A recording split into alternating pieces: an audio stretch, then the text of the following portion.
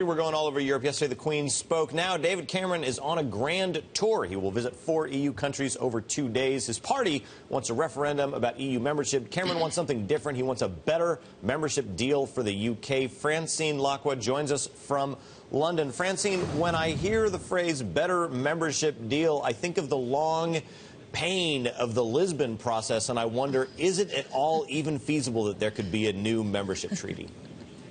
Yeah, so you think of Lisbon, and then most people here in the UK go back to 1975, and that's when the last time they were promised a renegotiation, which ended up with not that much, Brendan. So you're absolutely right. First of all, treaty change. Look, you have to convince a lot of EU members, including Angela Merkel, who so far has said no, she won't renegotiate the treaty. And here in the UK, people are worried that actually it's going to be smoke and mirrors, that what's actually renegotiated is going to be not much at all, but dressed as something much wider. So he has a very, very tough task. We still don't know exactly when this referendum will take place, but it's interesting when you look at, it's 4 meals. You say 2 days, I'm European, so I'll focus on the meals. He's having lunch and dinner with different European heads, and I think it's quite significant that he's going to see Angela Merkel. I also think it's quite significant that he's going to Poland, because there's so much immigration in this country, which he has upset from the Polish community, that may be significant and a good way to talk about immigration through that country. Well, Fran, you're not just European, you're Italian. Maybe we should just take this whole block and talk about match fixing. We will not do that. But I want to stick with this idea of the new membership treaty, or sorry, a new deal for the UK. I want to make sure I understand this legally. Is it possible for the UK to get a special deal without every EU country renegotiating the entire treaty? It depends on what they want to negotiate, right, Brendan? So they could do something, for example, on benefits that doesn't require a treaty change.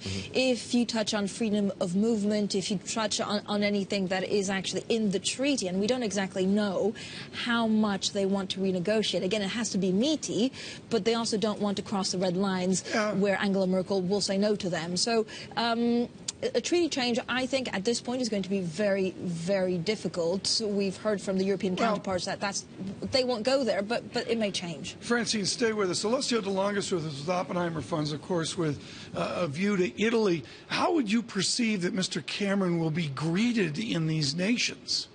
I mean, he's using them as a pawn for domestic politics in the UK. Is he greeted with open arms? I think so. I think so. It's taken seriously. I think there is a widespread feeling in Europe that some changes are needed, that the current structure is outdated and needs reform.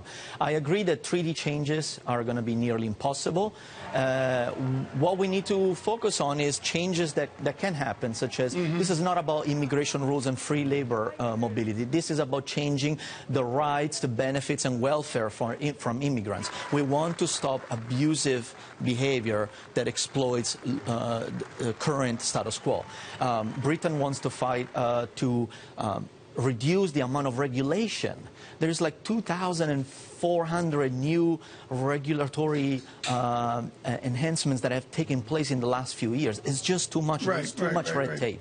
Meanwhile, Francine, you're over there in London in the days since the Queen's speech, or the 2 days since the Queen's speech. What has been the tabloid reaction? What was the single takeaway from over there? Well, for the moment, it's wait and see, right? The Queen's speech was significant because about 75% focused on domestic. Again, the Conservatives need to talk about the referendum. They want to renegotiate, but they also want to be closer to the people, to be seen as a fairer party. And that really was encapsulated by the Queen yesterday. Fairer country, focusing on domestic issues, but actually the elephant in the room is going to be this EU referendum. And there's also been some dancing on the Labour side. The Miliband brothers are at it again with each other, right? Yeah, this is, a lot of people, I probably shouldn't say this, but I will. A lot of people still say, look, the problem is that Labour voted possibly for the wrong brother. It has been on everyone's mind. Because, look, David Miliband was the chosen one by Tony Blair to, succeed Gordon Brown. So maybe the vote would have been different. Francine, quickly here, let me ask a basic question. I was taken that the Queen is 89. How's her health? We see her around, not around in the street, but she goes to every function. There's, of course, a passing on the guard. We're seeing also Camilla and her husband, a lot more Prince Charles. but she seems in good health. I haven't heard otherwise. And you're seeing Charles more visible now, right? Right, he's more visible, but also the Duke and Duchess of Cambridge have also are taking a more prominent role, right? They're the new generation and who everyone love and come to see in this country. It's the oddest thing. I mean, Brendan, I've never known another queen. She's been queen my whole life. That was amazing. That's just amazing. And Charles has got to be how old? And it was her 64th Queen's speech. I think I got that right. Very good. She is, yes, absolutely. And she's Fran, loved. we have thrown everything at you, up to and including the Queen's health. Thank you for joining us from London.